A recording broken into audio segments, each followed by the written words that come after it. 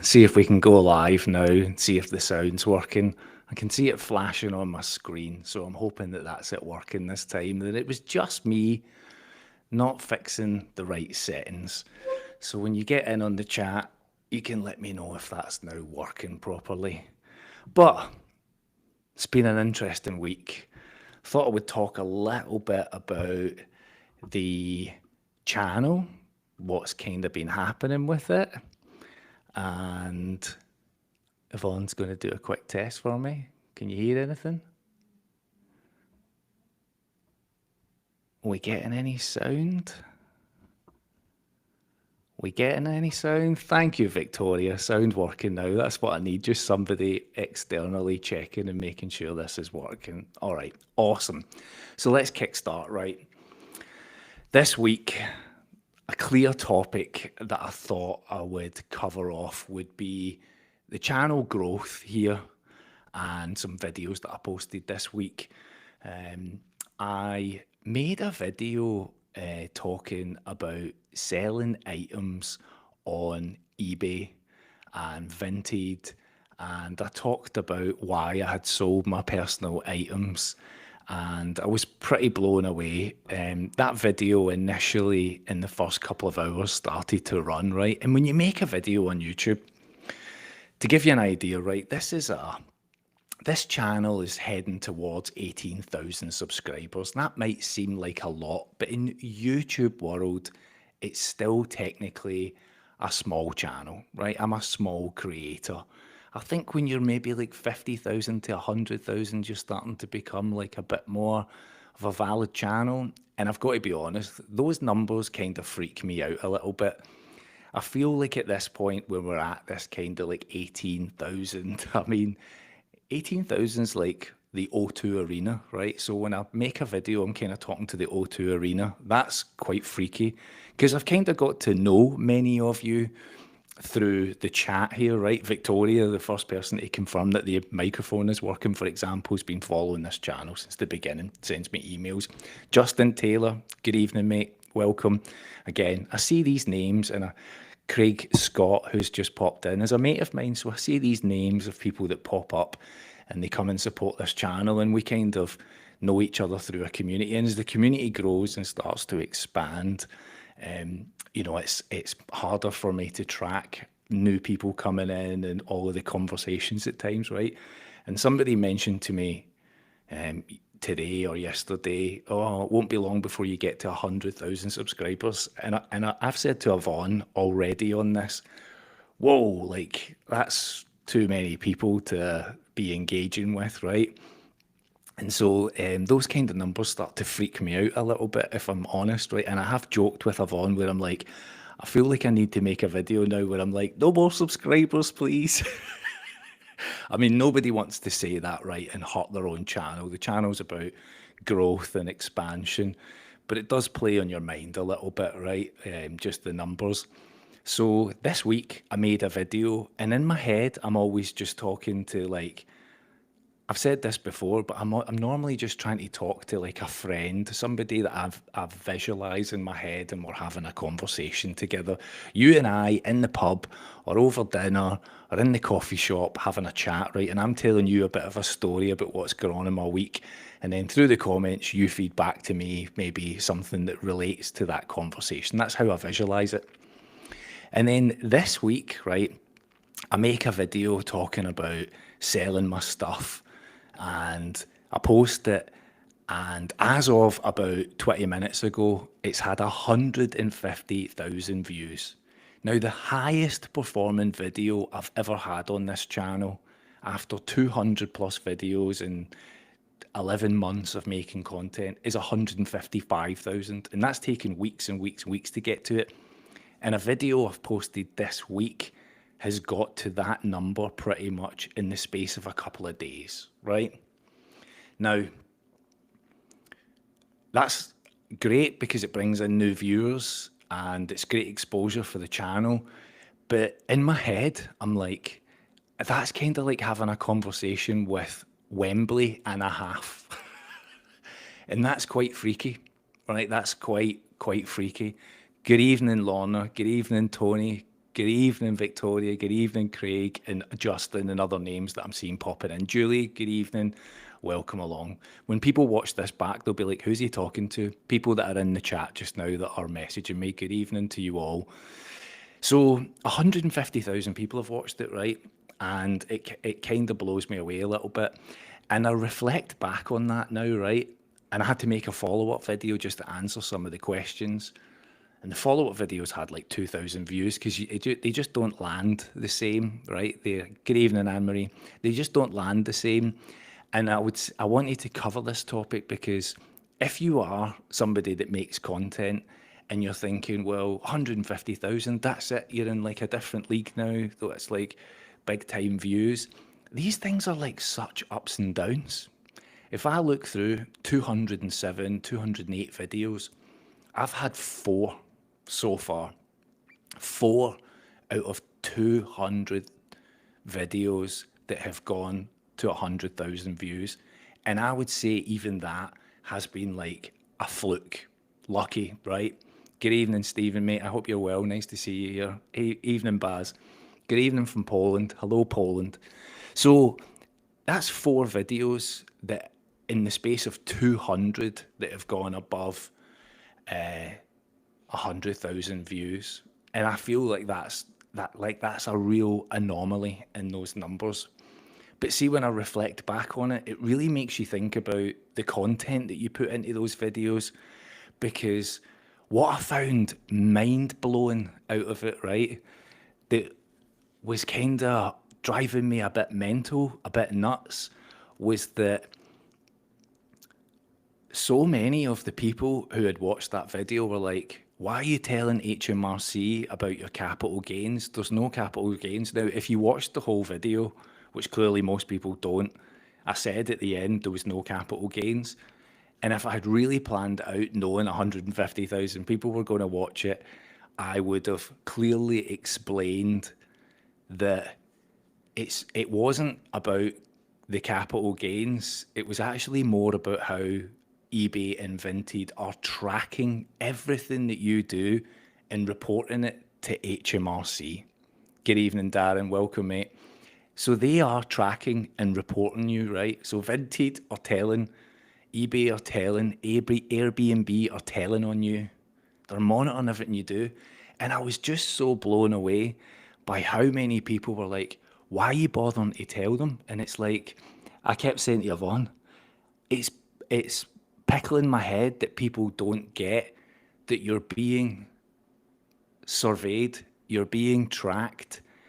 The HMRC department already knows what you're doing by not confirming that you've sold something and that you made profit or you made a loss on it is actually on you.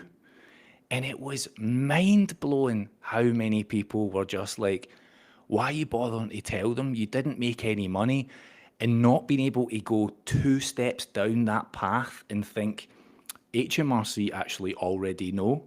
And secondly, how does Stacey at HMRC, who's dealing with your case, know that you sold records or a watch or a table and chairs and made money or didn't make money on it?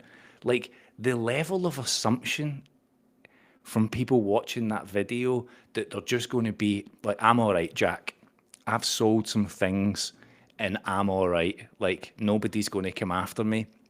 That's why I made the second video, which has had like 2,000 views, right? So out of 150,000 people that watched the first one, 2,000 people have watched the second one, where I explained it's more just about being careful about what you do these days, covering your back. Exactly, covering your back, because HMRC now are just all over every person that's trying to make a quid here and there. Now, some will say they do that because they're trying to track down people who are trading that aren't paying the right level of tax. But doesn't it feel like such an infringement on everybody at this stage, where it's like everybody is treated the exact same way, which is you prove otherwise? And it was just that video, right? see when I get to, you know, I do this series where I tell you how much money I make from YouTube, right? And I share the details with you. I've still got October to go, right? Today's the 16th of November. You'll probably still be in the 15th of November, which is also blows my mind because that's like Back to the Future. It's the 16th of November here now, right? In a couple of days' time, I'll do my monthly update video where I'll share with you my YouTube stats. Now, I know some people just follow that series. I'll be covering October's numbers in a couple of days. See in December when I cover November's, remember this conversation that we're having now and come back, even if you just come back to watch the numbers video, just to see how much money that video is made. Yvonne's telling me the ads are turned on. I'm not sure if I can turn them off now, but let me go and have a look. Nope, the ads are definitely turned off. All right, sorry about that, guys. Yvonne sits in the corner, doesn't want to take part in the show, but then shouts over at me the whole way through the show, giving me little details here and there where she's like, remember and do this, remember and do that, remember. So she's like my show director. I need to actually give her the access to be able to be the show director. Right, what was I talking about there?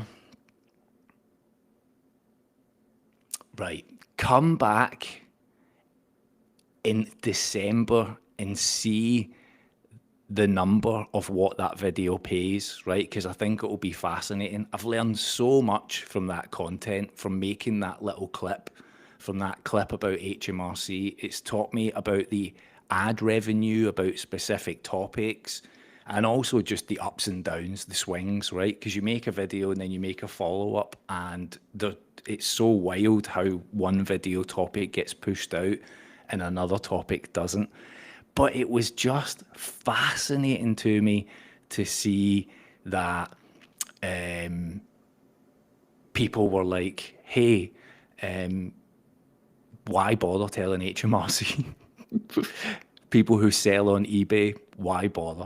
So anyway, I thought I would just talk about that quickly. And now, whilst I've got the comments popping up here, let me see if I can just quickly answer a question on stream. By the way, strictly speaking, for now, you're on the wrong visa. You can't legally earn YouTube on it.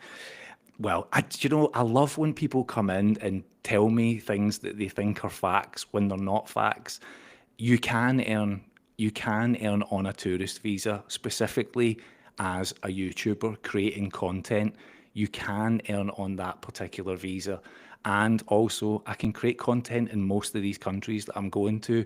So that's not correct. I've checked legislation on every market that we go to make sure that I comply. I check things like, can I earn? What's the legislation attached to it? How can I film? Can I include people in the filming? Like, I'm not a TV production. I am a YouTuber, and YouTubers can create content in countries. I earn through an American payment system, and I can do that on a tourist visa. So thanks for that comment from Crypto, but you're not correct. Let me see what else we've got here. In my research since arriving is that HMRC are about to make it a hell of a lot tougher for self-employed. Yeah, I mean, I think most of my audience here are generally in the UK, right? I've been watching the news in the last few days, and I've been following the whole situation with, this budget that's coming up on the 26th of November with Rachel Reeves. And in the last couple of days, what I think I've seen is that it looks like she hasn't got the slightest clue about what to do. I've read about increasing income tax, then everybody's freaked out about it. And then in the last day or so, income tax seems to be off the table.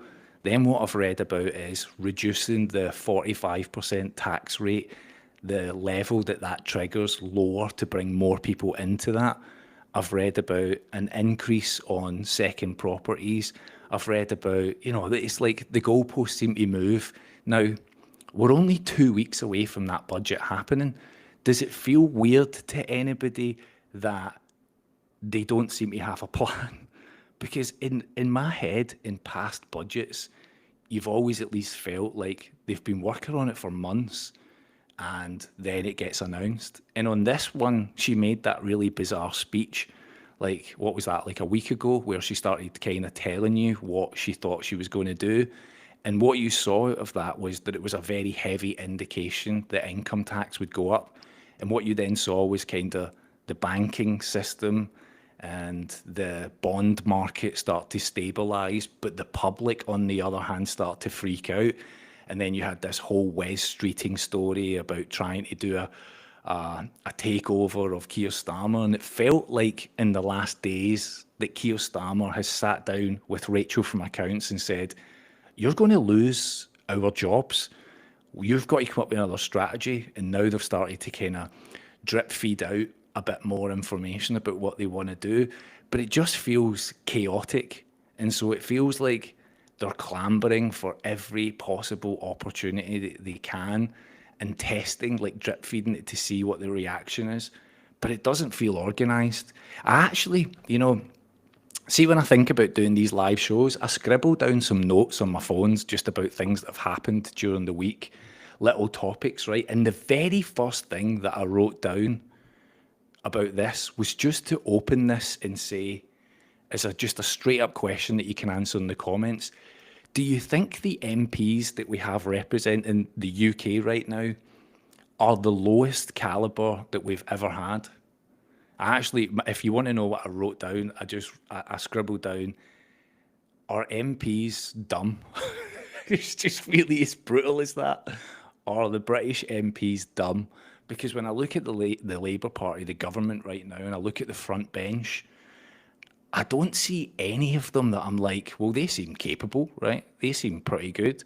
You've got Keir Starmer, Rachel Reeves, David Lammy, Ed Miliband, Lisa Nandy, Wes Streeting, and I just think, are any of them any good? And so I just had this question in my head, like, have they ever been this dumb than they appear to be now? Like, is the caliber of MP so low? The bar is so low. And, when you talk about Rachel Reeves and Keir Starmer, their jobs are interlinked, right? I always think about them like being the football manager. Keir Starmer's the football manager and Rachel Reeves is like the head coach. You kind of need both of them, right, to be on the same page. And if they're not, then like the team's not performing and you've lost the dressing room. And it's rare that at a squad that you get rid of the manager and the head coach stays, right? And that's kind of what that's like my terrible sports analogy of what those jobs are like. But they seem hopeless. I mean, they seem utterly hopeless. And it's mind-blowing to watch. So I've been sitting here watching the news and, I just think, and so see this question here, Anne, who do you think would make a better PM? Honestly, I just don't see really any quality caliber anywhere in the government. I mean, I think the question that I really ask myself here is, who is really standing up for Britain? Who is really standing up for British people and thinking about where all the money's going? We talk about the money that's. I watched a YouTube video this week that was talking about Ukraine, and it was talking about how much money has been given to Ukraine, and it was a global number, right? And the global number from like America, Britain, Germany, all the rest of them. The global number was something like $320 billion. And the discussion on the video was that Ukraine has lost 100 billion of that money. And it was talking about Britain, who have given something like 21 or 20. I'm look off the top of my head here, guys, and I'm just a dude on YouTube, right? So I'm not a politician, not a statistician. But it was like 21 or 25 billion Britain's given already. And then we've got this commitment that Labour's put in of giving another, whatever it is, 100 years worth of money. And then you look around the UK and you see the condition that it's in. It's knackered, right? And what I was watching this week was Wes Streeting. There was a report came out that they were apparently trying to build 9 hospitals and they've had to abandon it because they don't have enough money. Don't have enough money to build a hospital in the UK. But we've given £121 million to Pakistan for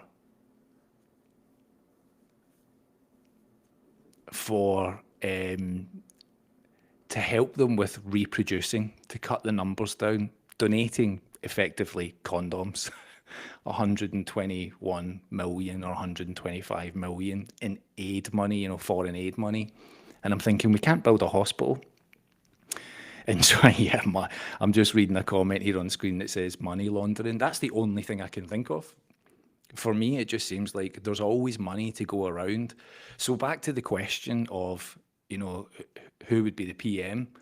See if there was somebody that just stepped up and said, we're going to put Britain, I mean, I don't want this to sound like, the far right slogan, but put Britain first. That just put Britain at the forefront of these decisions. I think that would be an important standing, and I don't see that from Labour. I just don't see it. It just feels like, it feels like puppets. It feels like owned puppets at times. So fascinating to watch. And the 26 is going to tick round very quickly, right? The 26 is going to tick round. And I think British stocks and British, investments in the market and everything else is poised to have an incredible jolt. I read tonight Andrew Neil posting a blog, a Sunday newspaper article about Rachel Reeves, talking about how she seems absolutely clueless right now. And it feels like, I try and watch both sides, right? I watch channels that kind of lean right and I watch channels that lean left coverage.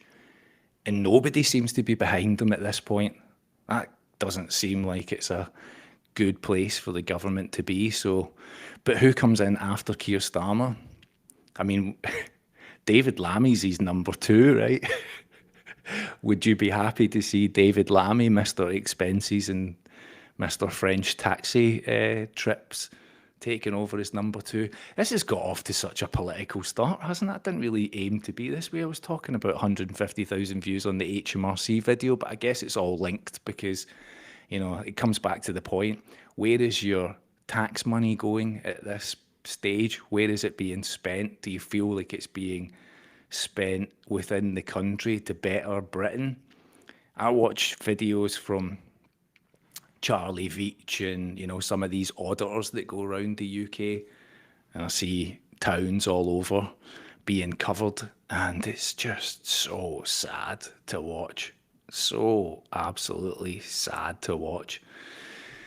Let me pivot slightly, right? So I got a question on one of the YouTube channels, on my YouTube channel, that was talking about whether I thought that doing the YouTube thing as a job could at some stage become like a bit of a chore. And I thought that was a really good topic because I'm talking to a couple of kind of clients just now about YouTube channels and helping them with their channel.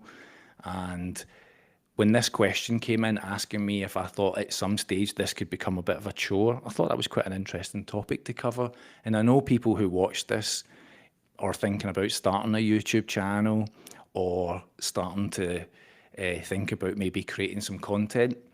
And when I got that question, I thought I would try and answer that myself, which was to say, I think it's really important that if you're going to create content, that you try and do something that you really care about. And this, for me, from the beginning, from January till now, as much as it's been a bit of a struggle to talk about some of these things, the passing of my dad and losing jobs and all of that kind of stuff, it's been hard at times.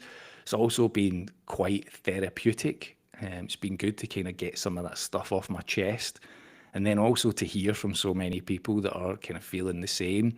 My inbox now from emails are starting to stack up, and I always try my best to get back to people timely as I possibly could.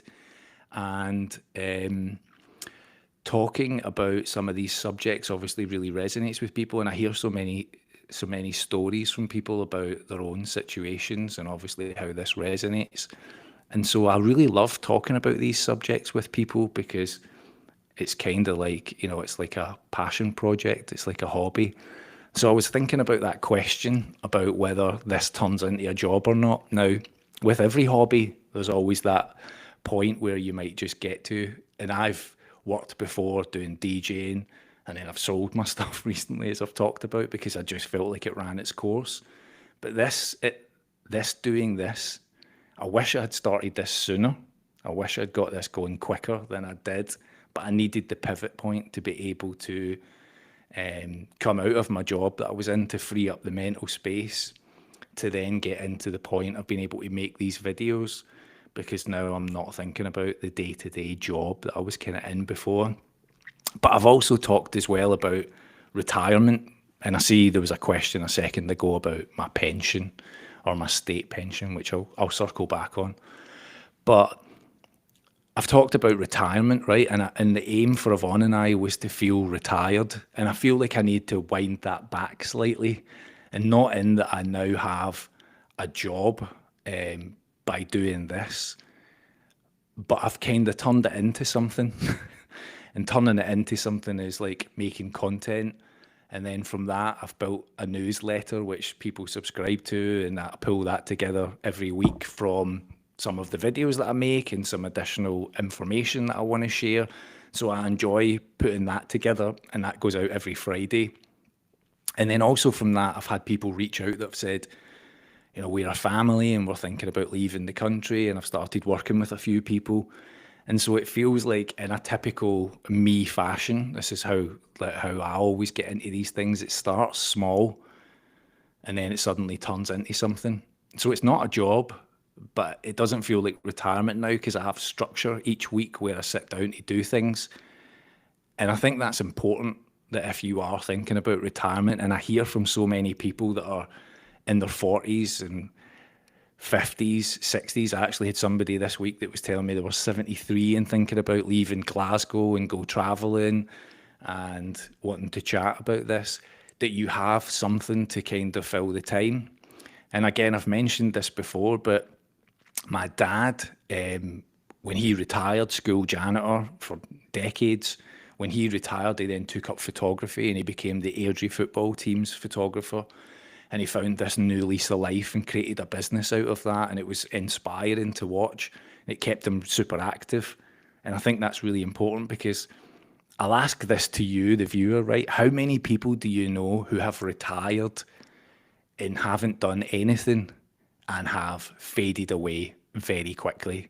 The people who have like built up to retirement in their 60s, and then suddenly they've passed away like 6 months in or 12 months in, because they've just had no real focus. And I think it's really important. So, I'm in my late 40s, and then I'm saying, I'm retired because I've quit what I deemed as the 9 to 5, the corporate job, the working for a business where you're in this structure of 9 to 5 job. There's maybe an office or some kind of structure that sits behind that. I'm out of that.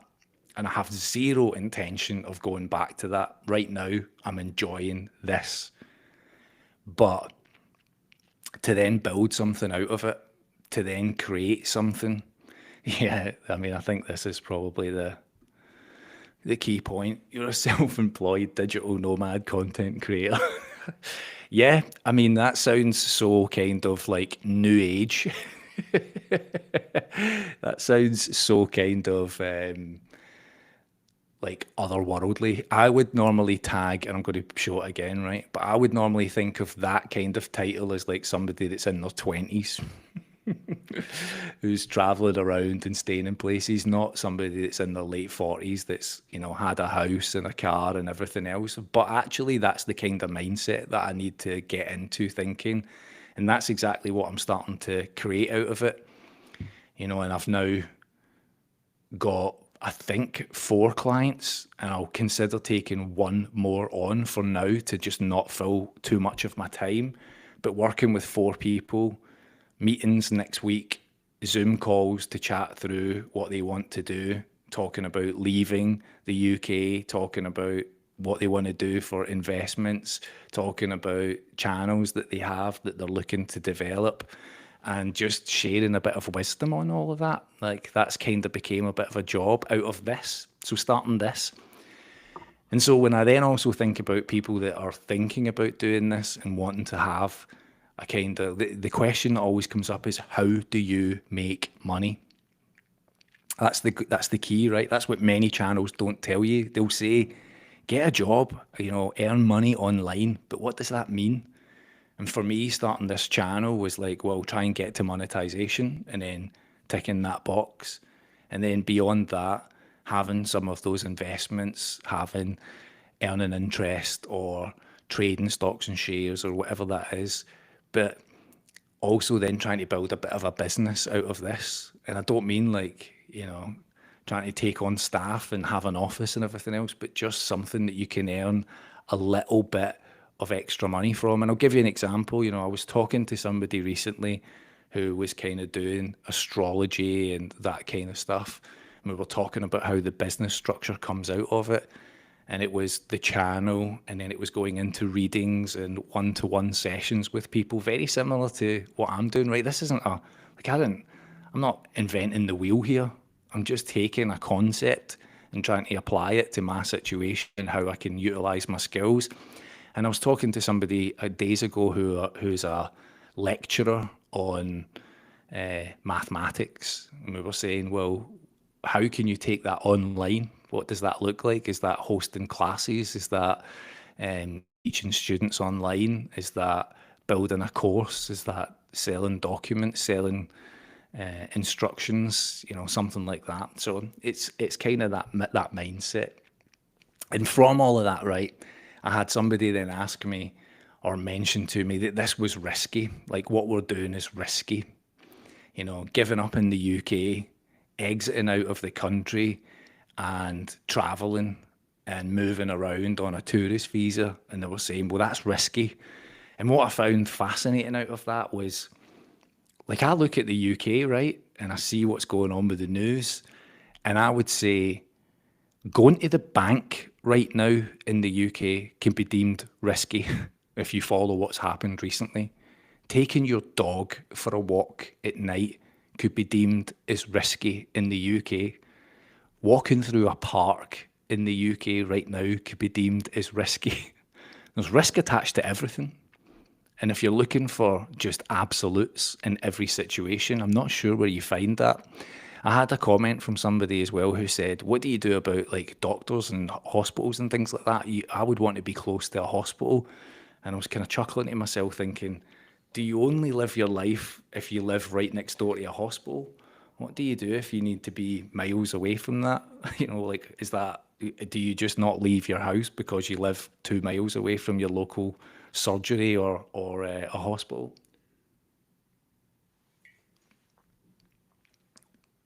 But there's risk attached to everything, and it's about your levels or your tolerance of risk. And I wanted to just join that back a little bit to the last conversation about kind of starting this channel and then building it into something, right? For me personally, and I would say for people that I've met who do something similar, for example, many people know Daryl Solis, who is a Scottish YouTube creator who's also based here in Kuala Lumpur.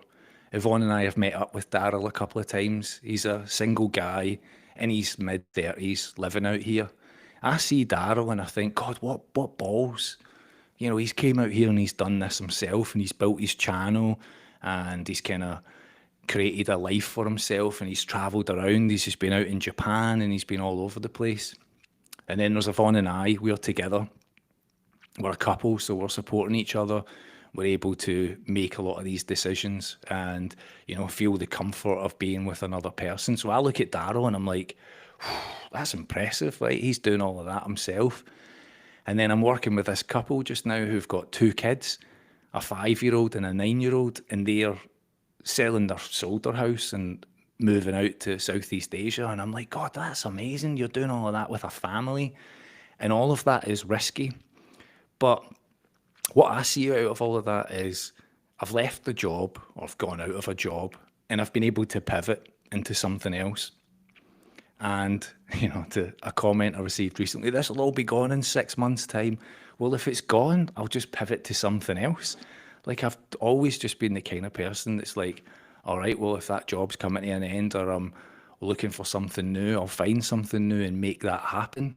And so if you're thinking about doing all of this, the relocation, traveling, and you're thinking, well, it's risky, and what happens if it doesn't work out?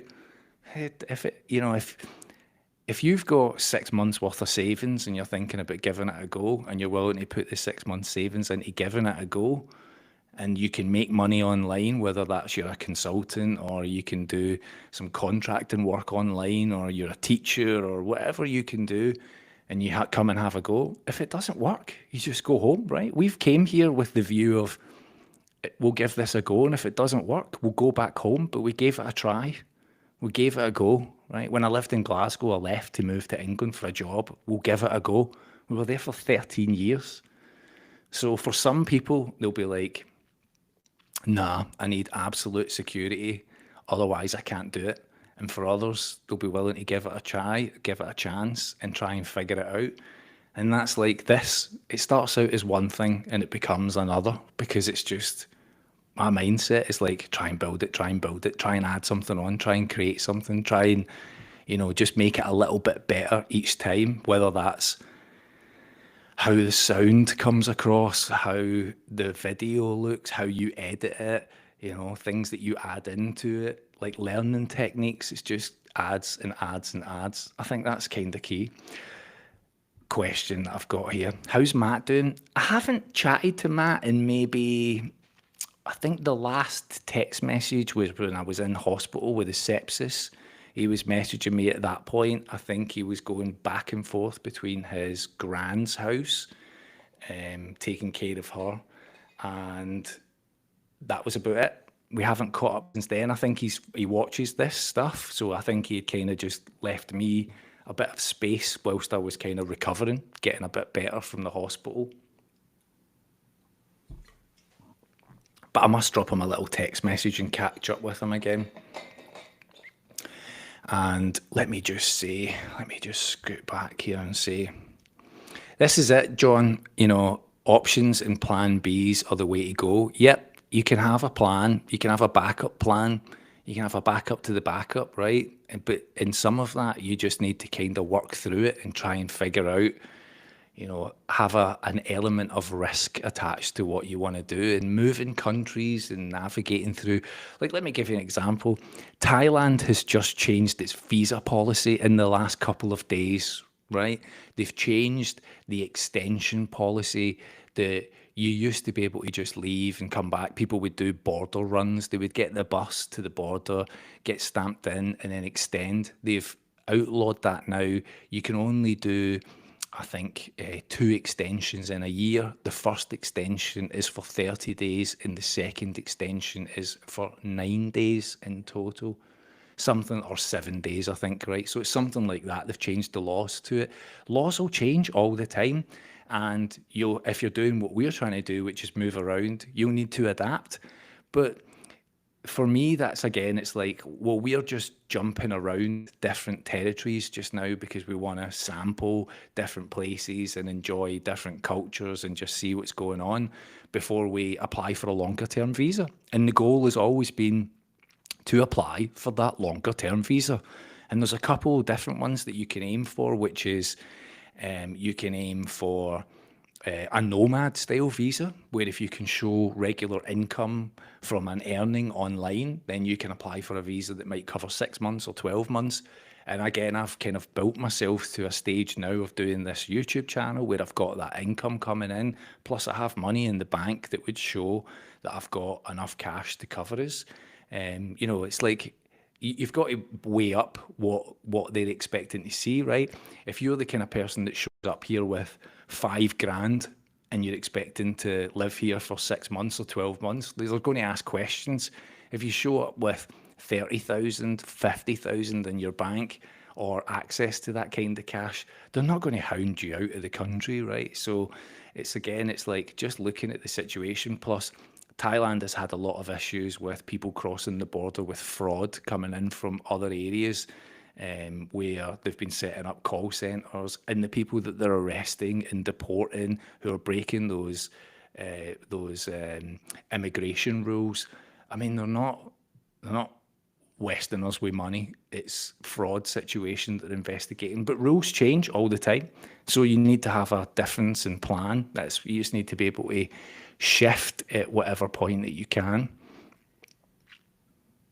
So when I read the comment about it's risky, I thought, yeah. And as a follow on from that, I read somebody who said to me, you own nothing. You own nothing. If the banks go down, right, and there's obviously a lot of talk right now about the banking system and the pressures that it's under, whether that be the UK with what's going on, or also America. America right now. Now, not to go into too much crazy detail, right, but if you look at JP Morgan, for example, JP Morgan has stated that there are some risks in the smaller state banks.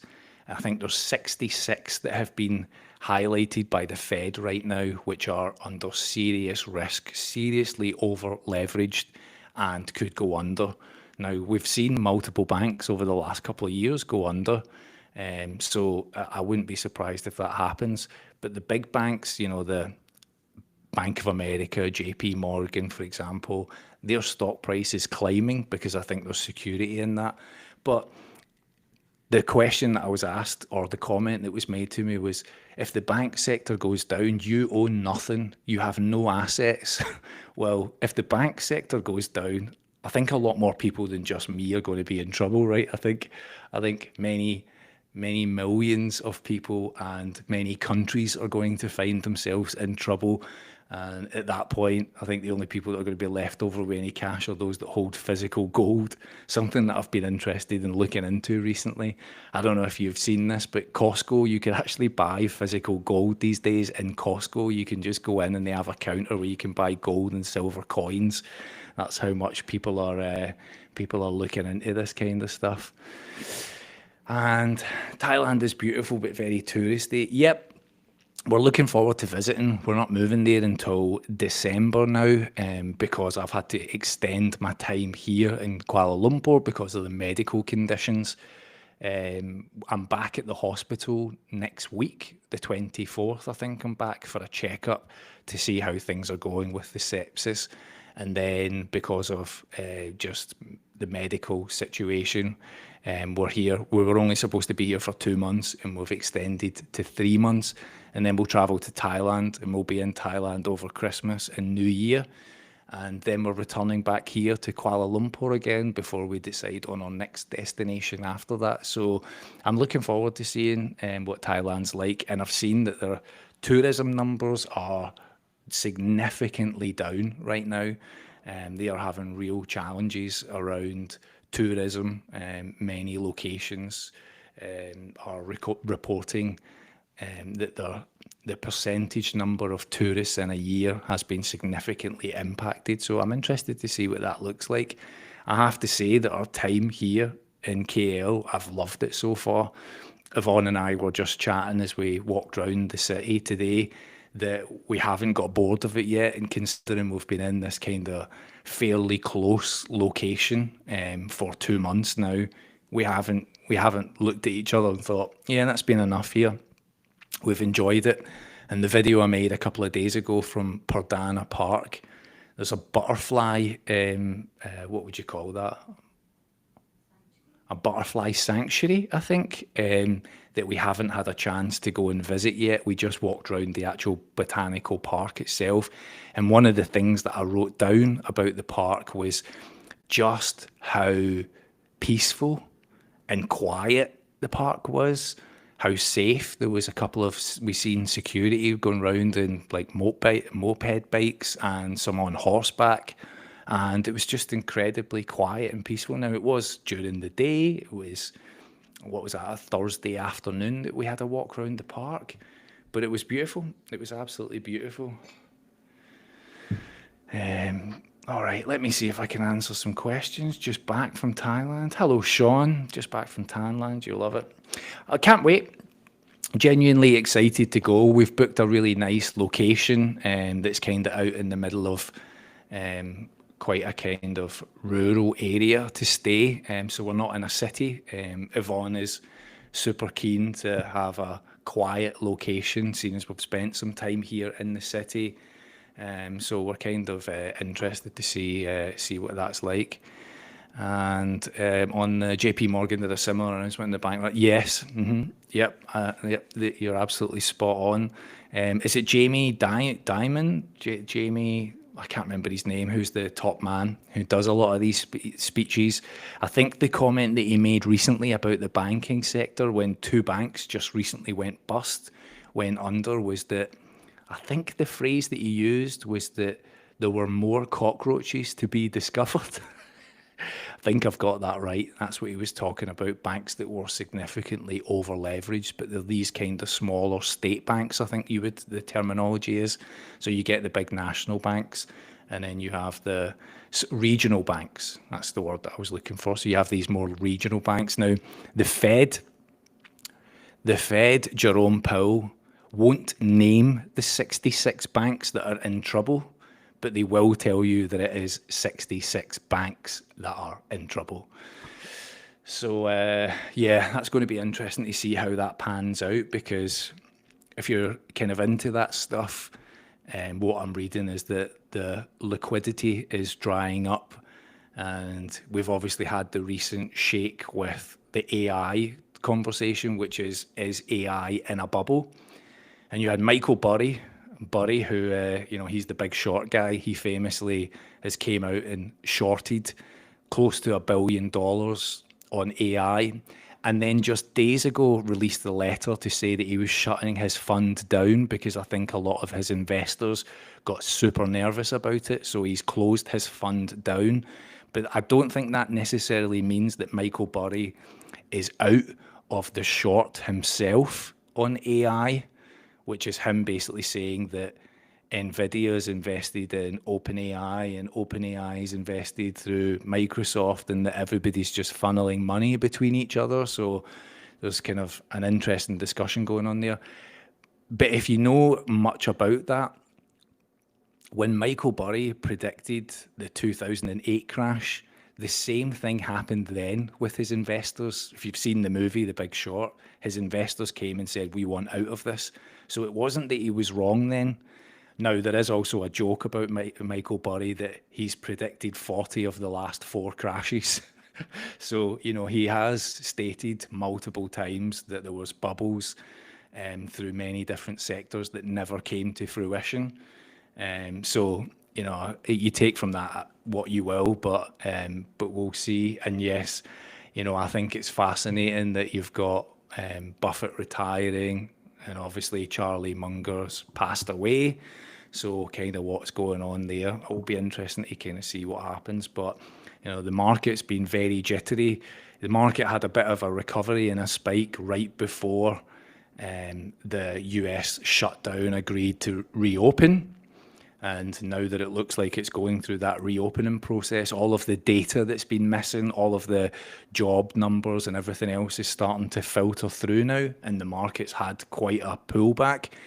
On Monday, it's going to be fascinating to see how the market opens up, because it was very red on Friday, and I'm wondering if we're going to have a seriously red day on Monday, or whether it will recover in some way. But let's see. That will be interesting. And if you're watching Bitcoin, you'll have seen that's gone from like 120 to 114 and was down, as maybe somebody can tell me in the chat, but was it at 96K or 98K? And it's kind of stabilized a little bit around there. So again, interesting to see what's going on.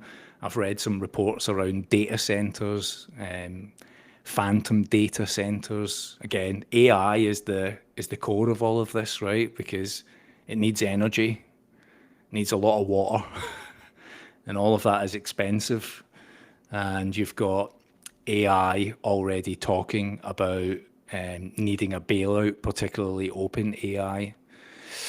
What stocks are you in, John?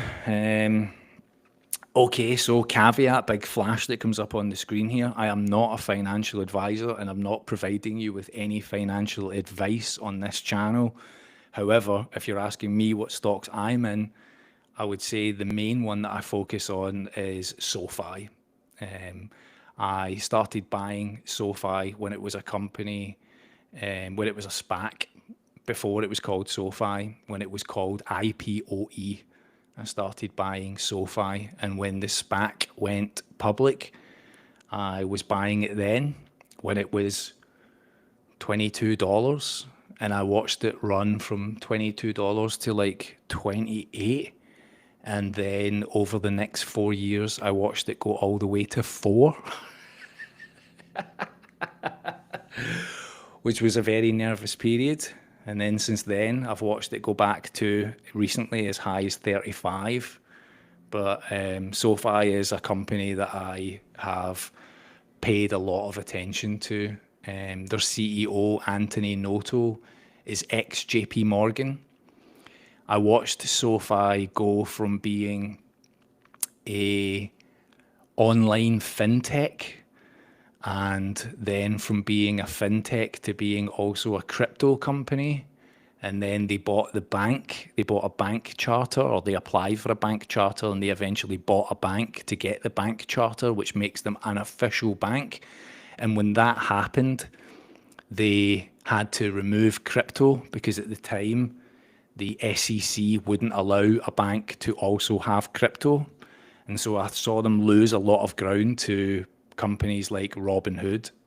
And Robinhood was a company who went from being a $20, $30 stock to dropping to about $8 and then launching crypto. And their price just now is about $125, I think, but isn't a bank and wants to be a bank. And only just last week, SoFi has announced that they've reintroduced crypto because the SEC rules are no longer in place for a bank to be a crypto company as well. So SoFi has been able to reintroduce that. So I'm not endorsing any companies. Take your own investment advice. However, I am long and very bullish on SoFi. I hold stock across a number of different platforms, and I write or I sell contracts on the stock that I have to generate income, and I do that via a platform called Interactive Brokers. So every 30 or 60 days, I write contracts, sell contracts on some of the stock that I own, or I sell cash secured puts with cash values to bring in income. So I hope that maybe gives you a bit of info. And then I hold a few other stocks. I hold some Tesla, which I've held for a while now, not since the crazy low price days, but I hold a little bit of it, and I have some crypto, only Ethereum, and I've recently been buying, I mentioned this on the last stream, a stock called BMNR, which is a company that's actively buying Ethereum with the point of being able to work with partnerships with banking industries that's looking to launch on the Ethereum platform.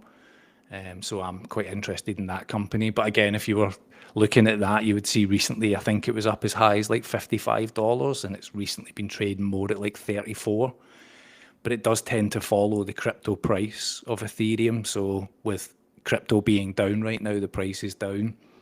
So I'm actively buying that for what little spare cash I have at this point, because a lot of it is tied up. And to answer that question there, all of this stock stuff sounds complicated. I would say this, Chris, I started to learn all of this in 2020. I had no stocks and shares before 2020.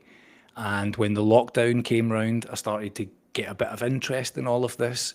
And the first stock that I started buying, which many people here might know, was GameStop. I started to become involved in GameStop, and if you know the story behind that, you'll know why, right? How much it was shorted. That was another bubble that Michael Burry predicted. was GameStop, and I still hold GameStop now. And again, I trade options on the GameStop stock that I hold to bring in a little bit of income here or there.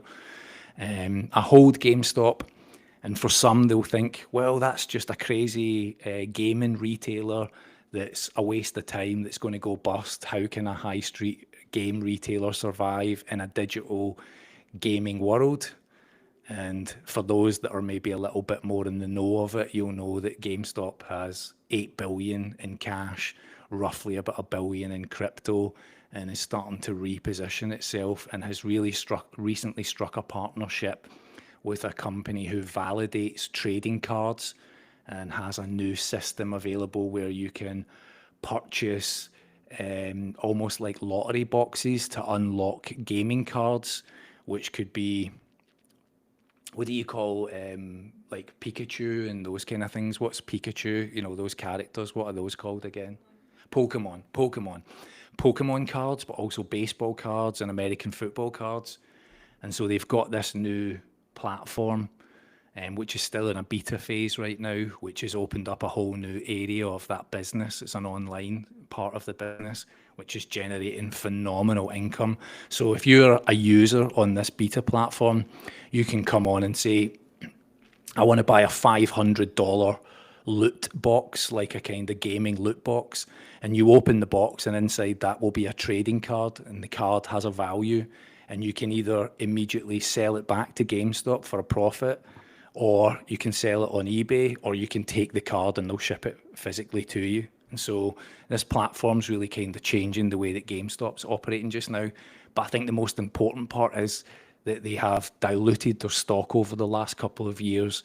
However, the price hasn't dropped drastically, which has allowed them to now have 8 billion in cash. So GameStop as a retailer has completely pivoted. They've got shed loads of cash in the bank. They've got crypto, and I find them still quite a fascinating business. So I hold a little bit of all of that as well. And let me answer that most recent question. I've just joined the live chat. Hello, welcome guys. How's KL treating you? I haven't yet had any of the nasi lemak. I haven't had any of it yet. I know that sounds shocking considering we've been here for 2 months, but considering everything that's been going on in the last weeks and months between well, I technically have had it in the hospital. I don't think that counts really, does it? Getting served a meal like that in a hospital. But I technically have had some of it in the hospital. Let me just jump back here. One of those, from Chris. It's one of those, if you know, you know, seeing those cards unlocking.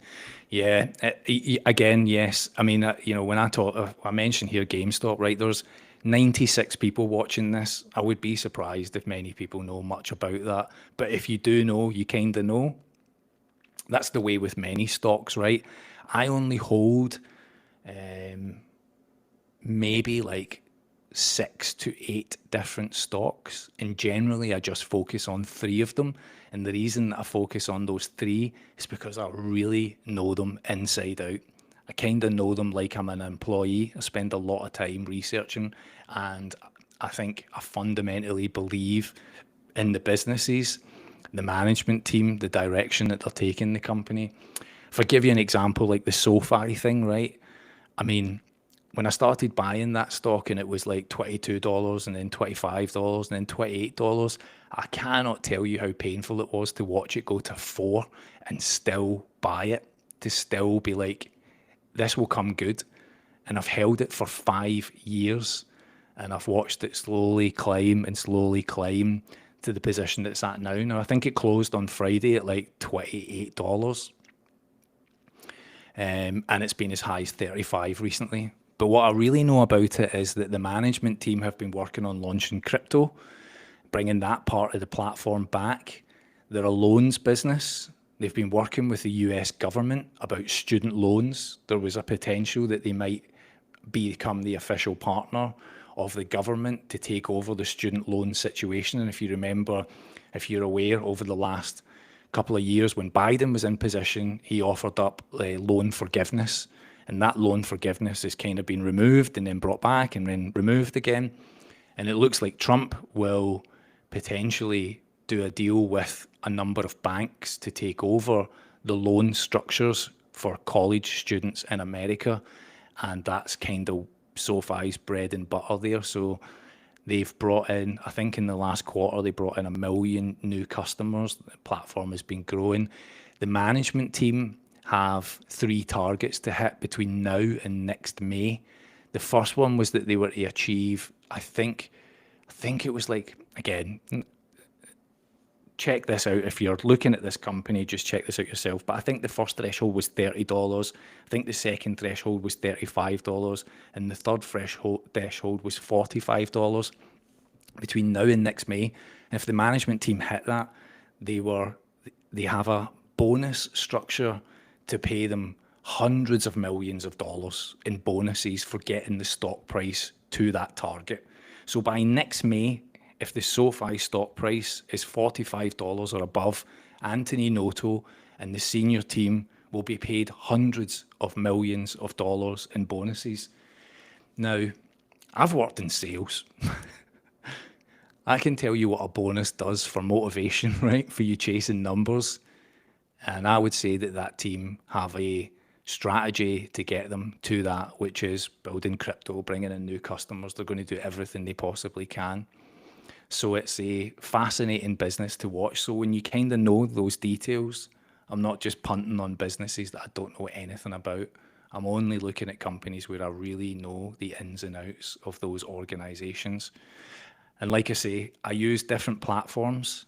I have some stocks on Revolut shares, which I've just had for a while. I've used eToro, which is an FSD approved UK and international brokerage. So I use it for a bit of protection, but I would say the main platform that I use is Interactive Brokers, which is an international platform, which offers me some protection because I'm no longer a UK tax resident. And I use that platform also because I can write options on it. I can write options contracts. Is this Uncle John?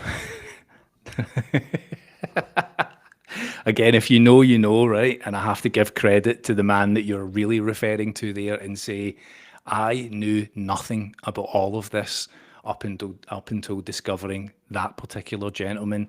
And I have to say, I've bought some of his courses.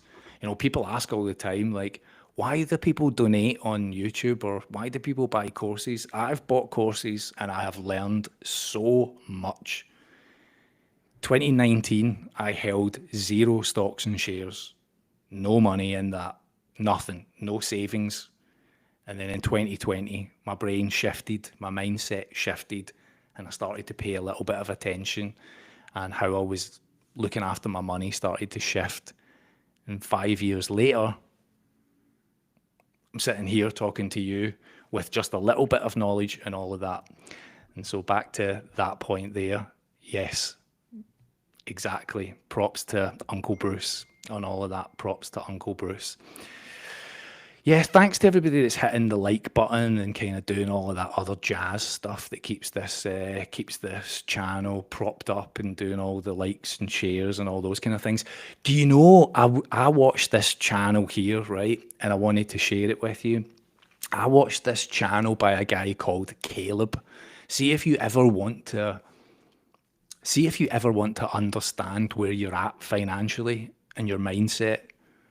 You know, if you're curious as to what's like happening. Now, this is it's an American channel, so it's always American guests, but it's a guy called Caleb, and it's like a finance channel where he sits down with a microphone like this and he interviews a guest. I think he's in Austin, Texas. And the way that the channel's set up, the videos, I'll put a link in it after this to his channel for you to go and check it out. But Caleb is like, I think he went broke and was like, got himself into a lot of debt as a young kid, and then got his way out of it, and then created a channel to help other people become kind of financially aware. But the channel's kind of moved now into this structure where he interviews people who are in financial difficulty, and they supply all of their financial records to him, and then he sits on the channel and he goes through it, right? So he talks about like what they do for a living, how much money they're bringing in. He talks about what debt they've got, like what they've spent the money on. Sometimes it's a couple, sometimes it's a single person, and it is a fascinating. Can you remember his surname, Bonnie? Caleb something? Eh? Caleb Hammer, I think his name is, right? If you search for him, but it's a finance channel, right? And it is incredible. I watched this. Each show is about 90 minutes long, and it is just, it gets cut up a lot into shorts that get used on other channels because people just find it mind blowing how wild it is that people spend money without any consideration for like savings or pensions or anything. I was watching an episode today where there was a woman on it who was spending $17,000 a month. $17,000 a month on, she didn't even know. She had no idea. She was bringing in significantly less and blowing this money out. And when he was asking like what she was spending it on, she had no idea. She had zero idea that she was burning through this cash. And I watched these things and I would say, coming back to the point before, 2020, I didn't know anything about stocks and shares. I didn't have an ISA. I didn't have any savings. Yvonne and I were just living our lives, spending, buying, mainly me buying things. And then I just went through this shift of life, which was like, hold on. And when I was able to pivot into saving money and starting to buy some stocks or putting money in savings, I started to get this different dopamine hit. One of my very first videos I made here on the channel was talking about impulse control. I've talked about having ADHD and kind of how, I can be quite impulsive on things. But when I was able to shift my mindset and scale back from buying things and starting to invest, my dopamine hit started to come from, let me use Revolut as an example, right? On Revolut, when you put some money into it, you can put it into a savings bucket, and the savings bucket or pots that you can create pays like 3.5% interest or 4% interest. I would put like £100 in one of them, and then you would see every day you would get this screen message that would come up that would say your £100 is earned this much, like, a pence or whatever. And then I would start to add more money in, and I would get this regular message that would say, oh, you've earned this. And in my head, all of a sudden, I would start to think, well, if I can get that to £1,000 in there, I wonder what this looks like. If I can get this to this, I wonder what it looks like. And suddenly that was the push to want to try and save cash rather than spending cash all the time. And that's when it became then the investment into the stock market and starting to think about putting money aside. And I would say that all of that has now led to this point of being able to be self-sufficient for at least a period of time and just shift that mindset. And so I then watched these shows like Caleb Hammer's show where they interview people who are just blindly spending. And if I'm going to stitch all of this together, right, we've talked about Michael Burry, talked about 2008, we've talked about banking potential issues, 66 banks, Jamie Dimon talking about 66 banks that are like cockroaches ready to go under. If something drastic happens, most people don't have enough cash to survive a week, never mind a month, never mind multiple months. And I think that's wild. I think that's wild. And I would never now want to be in that situation. That's been a mindset shift for me. And now what I do is I look at things like Revolut and then I go and hunt down, well, is there something better than Revolut? So, to Baz's point there, Revolut has worked really well for me so far. I've been using it for years. I hold a little bit of crypto on it. I've got some stocks and shares on it. I've got some cash pots with some savings in it. But then I see something like Chase Bank comes along and offers 4.85% interest on savings. So I'll move money from Revolut to Chase to just earn that close to at 1% more, just to try and drive a little bit more out of it. And so that's kind of what I've done.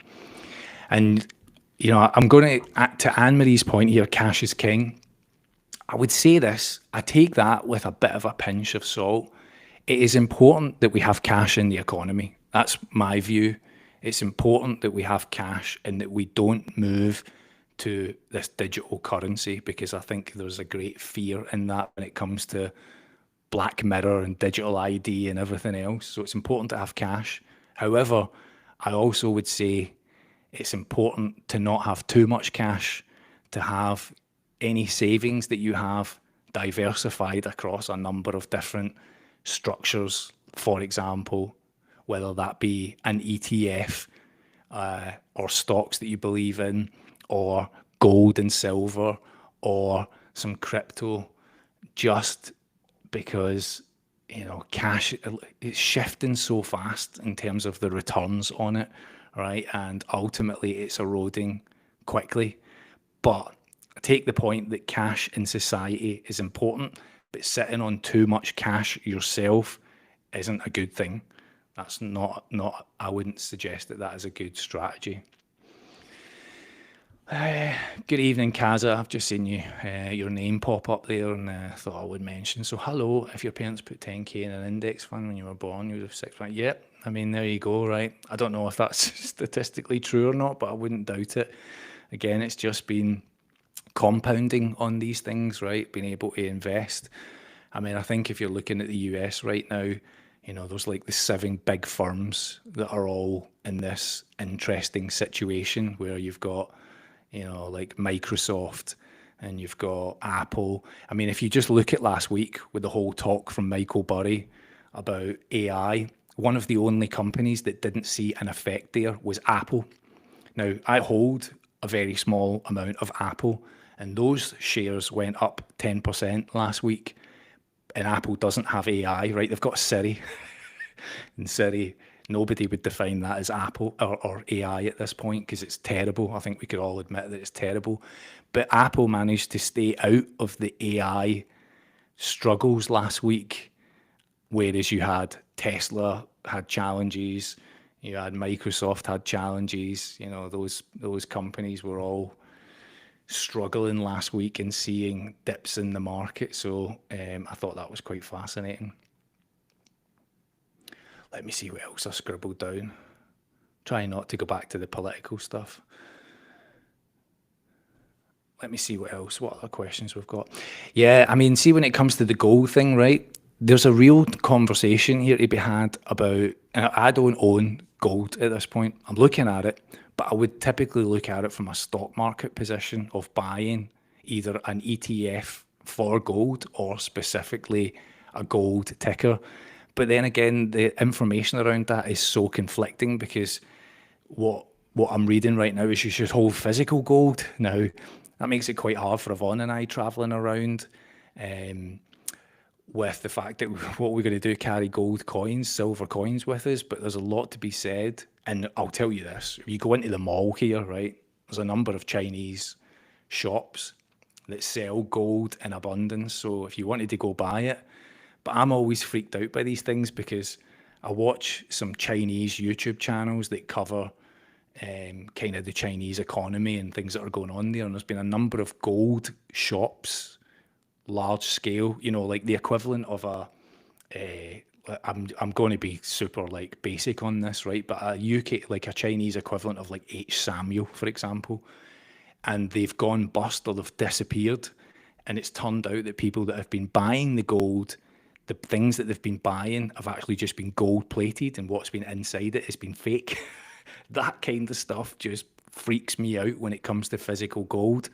And I've also watched a lot about the Costco gold that they're selling.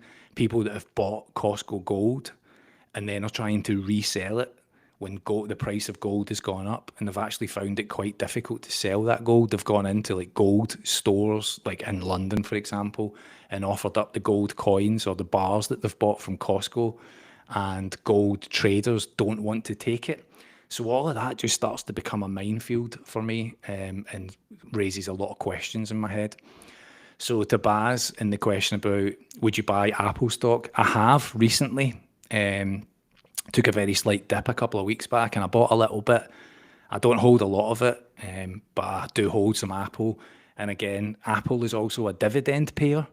There's a lot of people who will travel. I watch a channel called Retire and Go, a guy called Chris, who I've really admired his channel. He's kind of a guy that holds stocks and he travels earning from the stocks that he holds, but he's a dividend stockholder. So he's bought into stocks specifically that pay quarterly dividends, and then he lives from the dividends in his YouTube channel. He's more buying stocks that are, from what I watch on his channel, he's more buying stocks that are like energy, kind of real stable stocks. I've been buying things like growth stocks. I mean, SoFi has been a growth stock in the tech industry or fintech space, but is really a bank. Again, just to kind of cover them, is SoFi a bank or is it a fintech? You don't really want them to be called a bank. Kind of want them to be called a fintech, because then it sits in a different space. And when you look at somebody like a competitor like Robinhood, for example, which isn't a bank, but sits firmly in SoFi's space, $125. SoFi's currently at 28 on Friday. Should they be similarly placed? Well, in my mindset, I would say yes, which is why I am long and bullish on SoFi. Because if that company could be $100 stock or $125 stock in a year, 2 years down the line, that would be pretty good. And then in terms of Justin, gold as a hold long term, I totally agree. I completely agree. If you look at the stock on gold right now, like if you go and look at a ticker that would be attached, like GD, I mean, it's had like a 40% increase in the last like year and a half. And when gold is climbing like that, again, if you know much about this, that's not a good sign for the market. That's worrisome, because then people are pulling out of stocks, pulling out of bonds and moving into gold because there's worry in the market. So when gold's climbing like that, it's a bit of an indicator. That's a canary in the coal mine, I think. What else have we got? Let me have a look through here.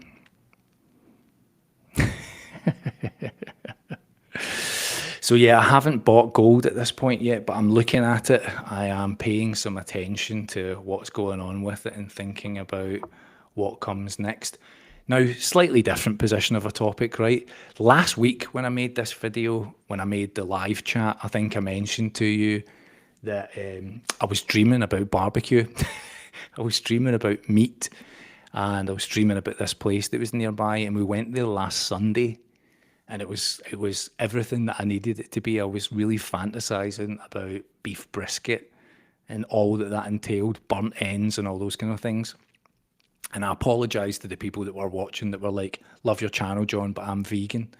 But tomorrow, which is Sunday, Yvonne and I are going to go on the great roast beef dinner hunt here in Kuala Lumpur, because we haven't had a roast beef dinner since we left to Dubai, and we had a roast beef dinner in Top Golf. Can you believe that? We went to Top Golf and had a roast beef dinner, and it was excellent. It was excellent. And tomorrow we're going to go and see if we can find somewhere that does a really good roast beef dinner to try and keep this Sunday theme of finding really good food here. And we're just being typical Brits at this point and craving just a roast beef dinner, and it's got to have a Yorkshire pudding on the side of it. It's absolutely got to have a Yorkie on the side of it. So that's going to be tomorrow, and then I'll try and make that into a video afterwards for a bit of fun. Is that the new John Talks About live studio? This is the live studio. This plant is in our apartment, and Yvonne's pushed it behind me because she was like, that'll look kind of like, foliage in the corner for you. Now, I need to also tell you about this, right? Just as a little joke part of all of this. I told you last week about the hat that I had and the bit of kind of cardboard stuff inside that Yvonne said to me, that's to keep the sweat off your forehead, and it was packaging, right? I need to tell you about this.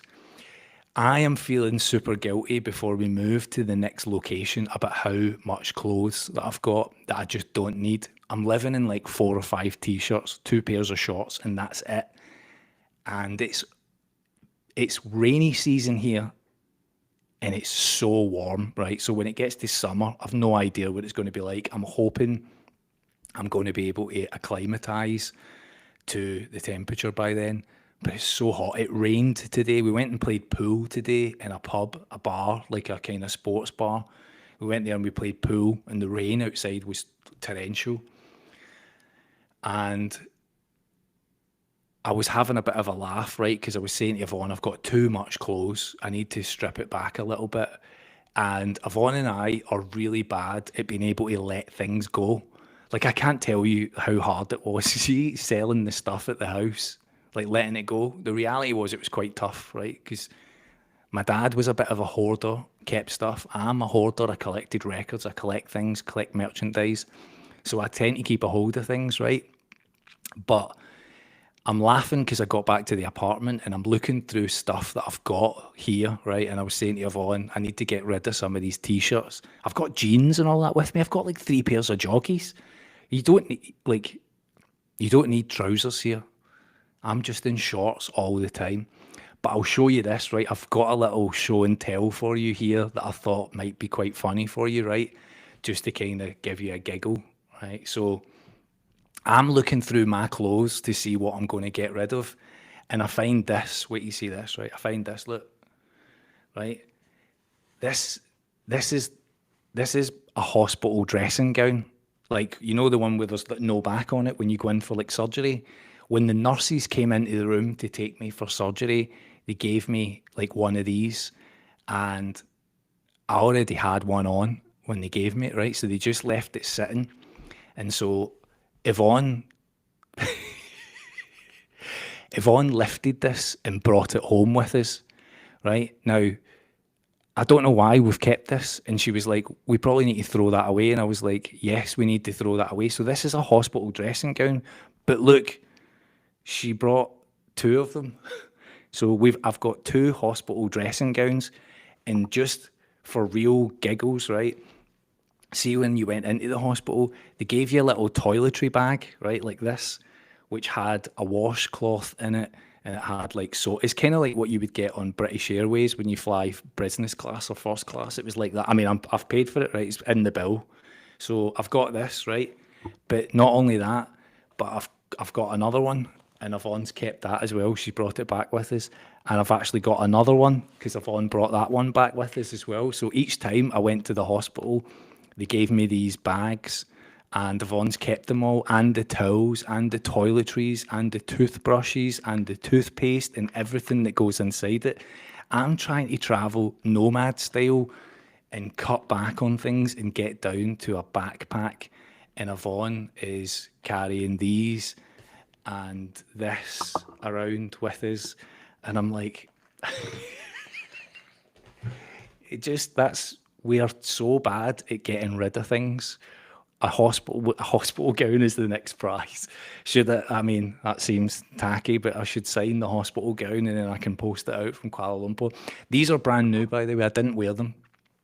These are brand new. They were untouched. I'm just saying. But Yvonne's like, well, I'll take them home with us. So they're going to need to go in the bin. And then I have to make a decision on the 3 pairs of joggies and the 22 t-shirts and the I can feel a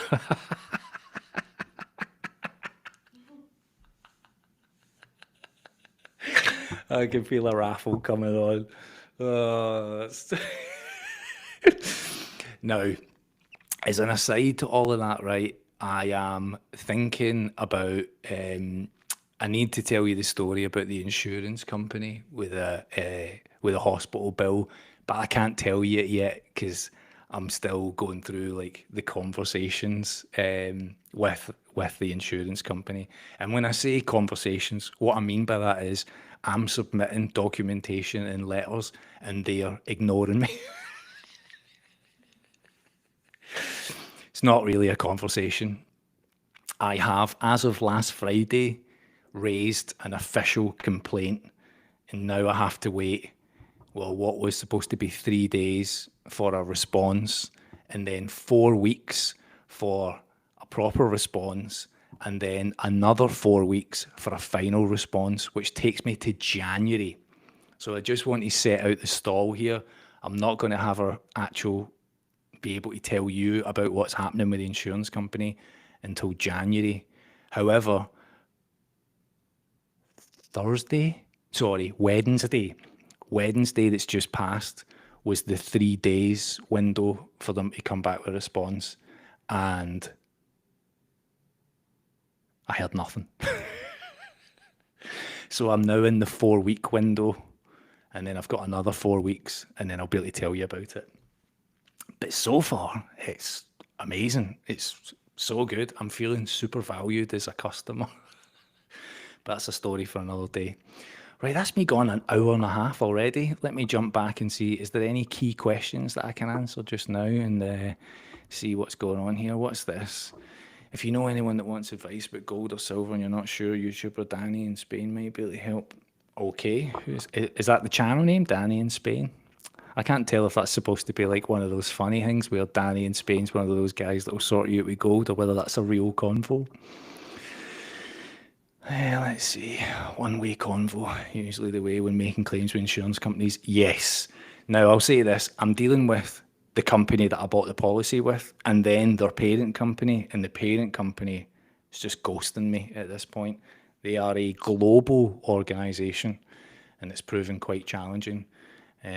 I did raise the complaint last week, and when I raised the complaint, I got an instant response, like boom, like within an hour, we've got your complaint and here's the process.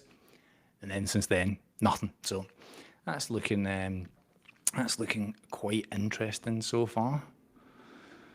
And then let me see what this is. All seriousness, not like me. If it was 20k, you're alive. But yeah, listen, I completely get that, Chris. Yeah. Just to get through that period and feel relatively healthy. I still have a bit of a kind of buzzing in my left kidney. One of the stones was in the kidney. So I think that's in fragments at this point and is moving through my system. But besides that, I am able to urinate with freedom, and it's completely different to how things were before that. So that's at least a bit of a blessing in all of this. Health has returned, and I'll look forward to see. Before, I hadn't even realised how much it was impacting on my ability to eat. Like my belly was swollen and I was just struggling and I was being sick quite often. And then the second that the doctor dealt with all of that, I was able to just feel a million times better. And I appreciate the time difference, but perhaps you might want to watch. Is the game, do you know, a pal of mine was away to the England game the other night, and I was trying to see when the Scotland game was on, and I was like, is it Friday? Is it Saturday? When is the game on? So is it technically tonight? What time are we at now in the UK? Is it like 7 o'clock or something, or 6 o'clock? Let me have a look at my time here. See, when people watch this back, they'll be like, who's he talking to? 6:30 just now. Is the Scotland game tonight? Is it like 7:45? I'll probably be able to stay up a little bit and watch some of that. I've got an Amazon Fire Stick, if you know what I mean.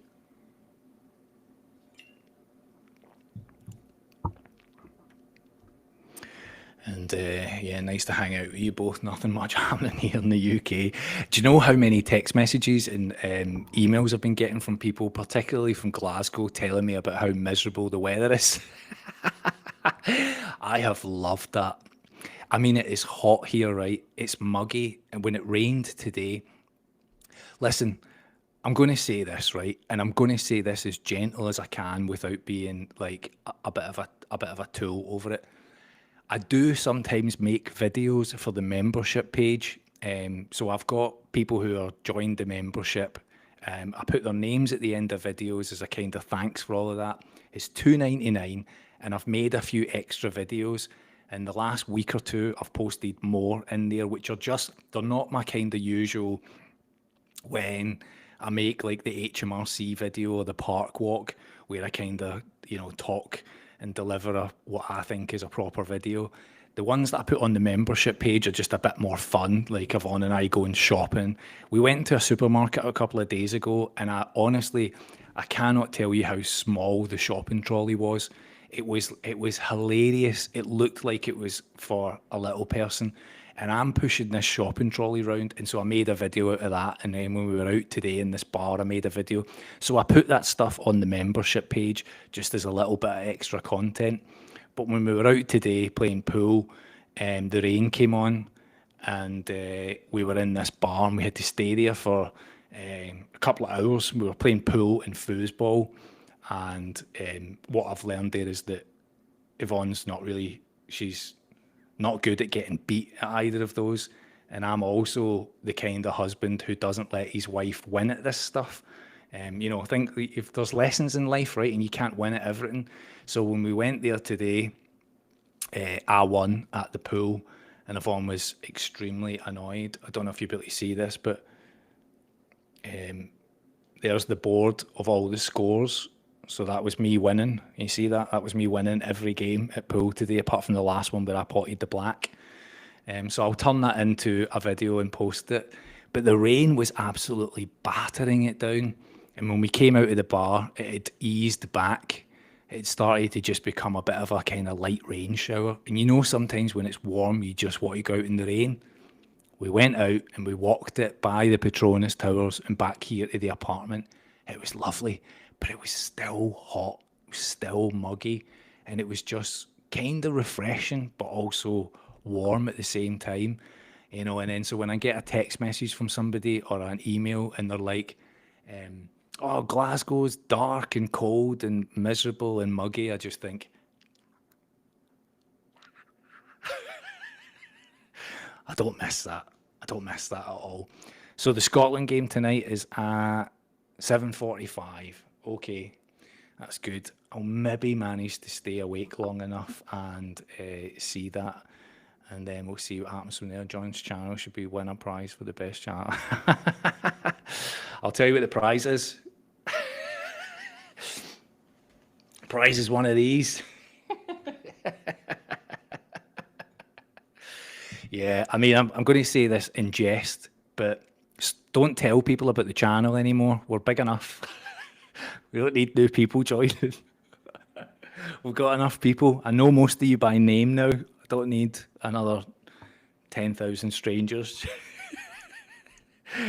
But yeah, the kids' trolleys in this supermarket that we went to, there's a mall nearby called Avenue K, and it's quite a cool looking mall. We went for a walk around there near the supermarket on the lower ground floor, and we went in there and we had a little wander around, and we picked up some stuff, and we had this tiny shopping trolley, and we had like bananas, and we had a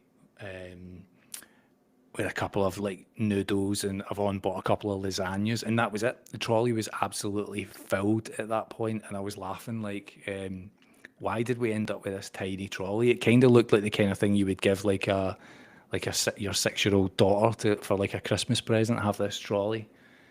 But it kept us disciplined, because there was no temptation to just buy absolute nonsense in the supermarket, which we're trying to scale back. And then we got to the till, and the woman was ringing it up, and Yvonne was like, oh, this will be super cheap. And it came to like 237 ringgit, which I think was like 45 quid or something. I was like, 45 quid? Oof, I felt that. I absolutely felt that. So yeah, that was quite interesting. Do you miss UK food? Baz, in my fridge right now, right, without a word of a lie, I've got bird's eye lasagnas. Now, I mean, I know that's technically Italian lasagna, but bird's eye is, I'm going to class that as British. Yvonne's bought bird's eye lasagnas, and we've been having spaghetti bolognese, and tomorrow I'm going to find this roast beef dinner with Yorkshire puddings. It's got to have Yorkshire puddings. So we're going to try and find Kuala Lumpur's best Sunday roast tomorrow, which I'm looking forward to as an afternoon trip out because we're missing that. Beyond that, not really. We've kind of enjoyed just being a little sporadic with what we're eating. That barbecue last weekend, that lives in my head rent free. I'm so pleased that we got to that place and that it lived up to everything. Now, see the beans and toast thing, right? It's not that it's beans and toast, but I cannot get over a cheese sandwich just now. I mentioned it last week. I think I've eaten about 3 loaves in the last like 2 weeks. And it spanned from the hospital situation of on bringing me in a wee cheese sandwich in the hospital. And I was like, oh, this is delicious. And now we've got like 2 packets of cheese in the fridge. And I've got kind of like plain wafer crackers and a loaf of bread. And I've been loving that. But I'll tell you, my belly's been feeling it. Like I've been starting to get the old podgy belly with the carbs and all that. And somebody will watch this now and message me and be like, oh, you should be eating carnivore and that's what causes your kidney stones. But I'm one of these people, I just can't control everything at the one time. Do you know what I mean by that? Like I can't be disciplined on everything all the time. I just can't do it. I'm not that kind of a person. I need something. And, trying to stay by being a non-drinker is a big goal for me. Trying to stick to that and not fall into the trap of going in for a cider or buying a bottle of wine or doing all of those kind of things. I'm trying not to do that. And so, and Kuala Lumpur is pretty pricey for alcohol. So we've avoided that. So I'm good with that. And then I'm also just trying to, do things like keep this channel, come up with content. So when I'm doing all of that, I just can't do everything. So a wee cracker and cheese or a wee bit of bread and butter and cheese is just like a treat. You want to, do you know what I'm having with it? Hot chocolate. I've not been having coffee because the doctor said to me, try and avoid coffee and alcohol. And I was like, okay. So I'm not drinking so much coffee. We met Daryl Solis the other day and I had a coffee with him, a cold coffee. But that's been it. And every time Yvonne's said to me, would you want to drink? And I've said a coffee. She's been like, well, you're not supposed to have it. So she bought me a big bag of hot chocolate. And again, that came because in the hospital, the wee woman that would come round and take your order for what you were going to have for breakfast, lunch and dinner would leave us a little bit of a hot chocolate packet as well. And I got really into the taste of it. And so I've been having a hot chocolate and a cheese sandwich. And I'll tell you, when Yvonne asked me at the right moment, I'm like a 5-year-old. My face goes like, oh, a cheese sandwich and a hot chocolate. Yeah. So, and to everybody else, I've got probiotics. I've got tablet form probiotics, and I've got multivitamins that I bought from a chemist, and I've got Yakult things, all of that for the gut health, because I know I had a lot of antibiotics. So I'm looking after myself. And Simon, no, Yvonne's with me. She's sticking to it as well. She's kind of keeping an eye on not drinking as well. So she's been really good. We kind of do these things together. And Rusty, I mean, I feel like that's you just try to piss on my chips at this point with a hot cup of diabetes. I mean, again, I would say this, like, Rusty, are you perfect? Are you? Are you perfect? Are you non-alcohol, non-smoking, vegan, or carnivore, and you do all the right things all the time? Because if you are, you're the only one in here. There's 77 people in here. You're the only one, Rusty. I just need something. So a little bit of hot chocolate is just is enough for me. I mean, it's not. I've got to be careful what I say on YouTube and certain like words and things that I use, so I'll tread lightly. But it could be a lot worse. Could be a lot worse, right? A wee cheese sandwich won't do any harm to anybody. Any other questions that I can answer? I've ran through all of my chat that I've got on here, and unless there's any burning questions that anybody's got, then I can go and have a nice shower and get ready for the Scotland game coming on. However, if anybody wants to ask anything just now on the Q&A, as it's technically titled, and then I can answer them for you right now. So this is the moment to just dive in. Exactly, a modest vice. I mean, it's not like I'm going to Alcoholics Anonymous, right? We're talking to them about my cheese and hot chocolate addiction. Rusty lives on water. You see what you've done, Rusty? You've caused this yourself. This is your own doing. You've brought this on yourself at this point. Now, see, beyond all of that, we've been relaxing around this apartment, and in the next week or two, we will get ready to move location. And I'll miss this place because it's been great here, but we're off to somewhere new, still in the city. But in the last couple of days, I've just been loving watching movies. And do you know what I watched last night that I haven't seen in years? I watched the movie Rollerball. Rollerball. Is it Michael Caan? James Caan? James Caan with James Caan. Rollerball, 1975.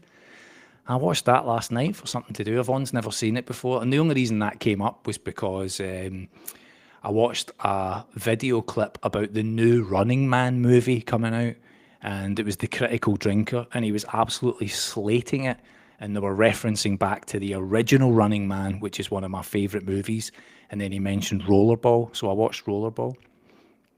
Why did you choose Malaysia? Really simple answer. Super friendly country. English, drive on the same side of the road, plug sockets are the same. But the main reason is 90-day tourist visa. And it's super easy to get from here to Thailand, to Vietnam, to Bali, all the locations that we want to go to, and possibly Australia and Japan. So the 90-day tourist visa, Malaysia is on a massive tourism drive right now. And so they are being super welcoming to visitors. And we just thought, well, this looks like a good base to go from. So that was the main reasons of picking here. And I'd seen a number of other creators living out here and spoke very highly of it. So that was a big driving force for us. Let me skip back a little bit. Has Yvonne missed her job? Let me quickly ask. Yvonne, have you met? If I could describe the reaction that went on there, she just went, no, she's not missing her job in the slightest. She's going through redundancy. The whole situation there is also just wild to me. Working for a company, being too paid over to another company to be made redundant. I don't even know the legalities of that. The fact that she's not being made redundant by the company she works with, and the fact that they've disclosed that ahead of time, but it's fascinating. But she's going through redundancy. And Idiocracy, yeah. So you watched it. It's fascinating. It's like a documentary, isn't it? It's hilarious and yet horrific at the same time, because it's what humanity is speed running its way towards. And yeah, Chris, I think if Yvonne was to be totally honest here, she would definitely say that that was a challenge, given the stress levels of the last couple of weeks, not drinking. But she got her way through it, and we're both immensely proud that we've both got through that period. But yeah, Yvonne's definitely felt that. And the whole Running Man movie, I mean, I've seen the remake, which has got, what's the Irish guy's name again? Colin Farrell. See that? I didn't even have to Google it. I was able to just use my own brain. Colin Farrell is in the remake. Or is that the Terminator? That's Total Recall, isn't it? See, I got that wrong. My brain's totally disengaged. Total Recall is the remake with Colin Farrell.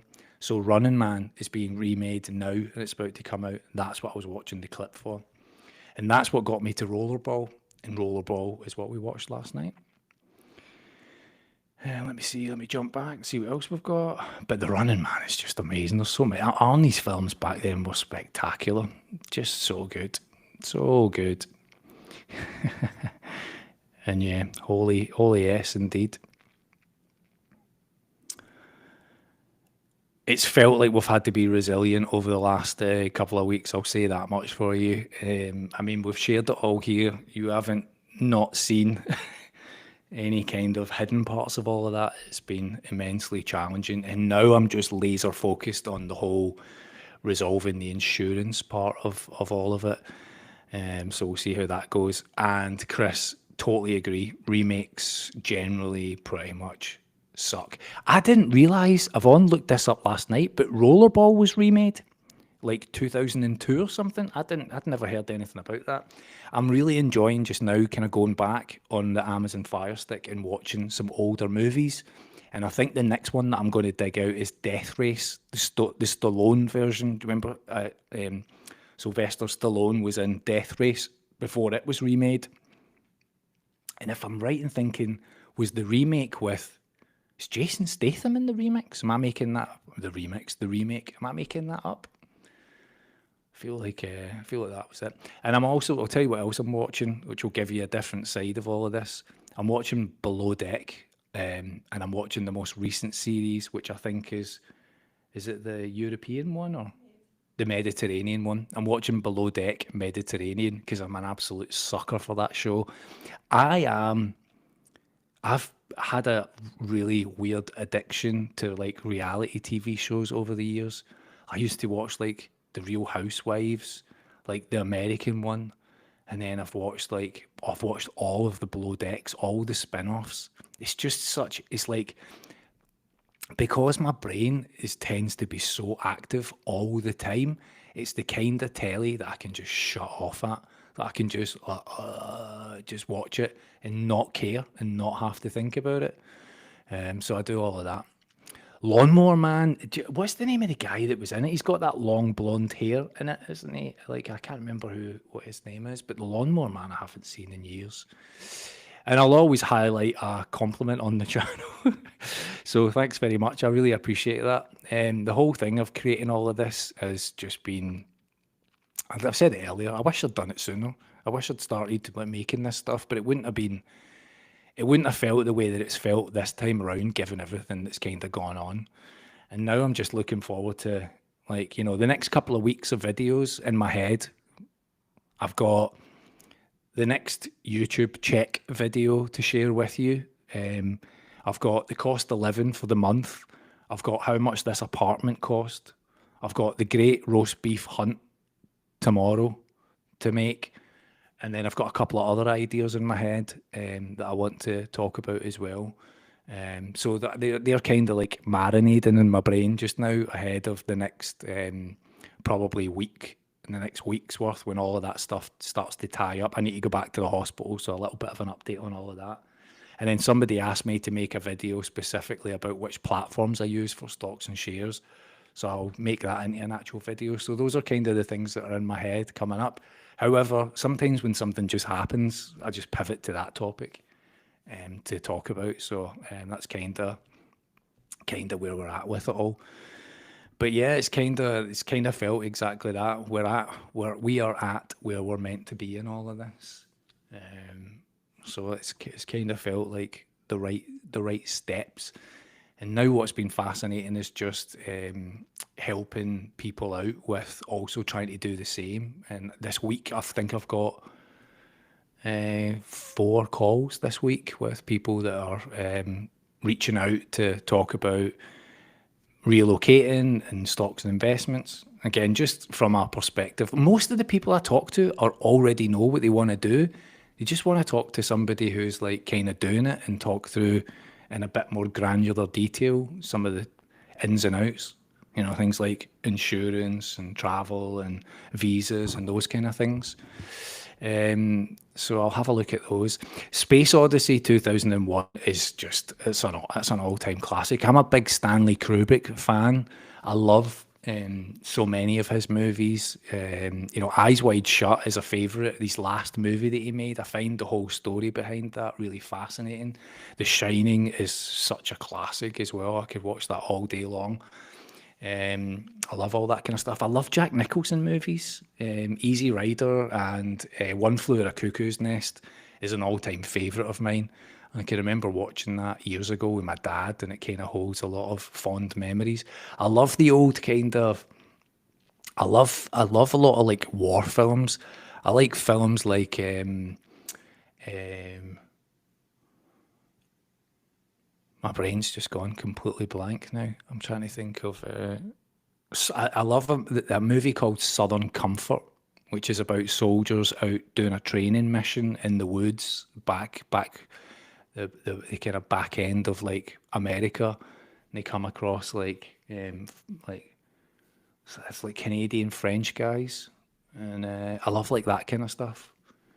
And I love those kind of movies. Full Metal Jacket. That's what I was trying to get into my brain there. Hamburger Hill, and movies like that. Absolutely love that kind of stuff.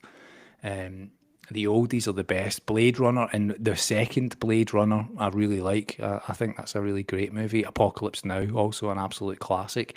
I started watching the other night The Godfather just to go back through that. Um, I love those kind of like they just don't make films like that now. I grew up on like I was a because my dad was like single parent, right?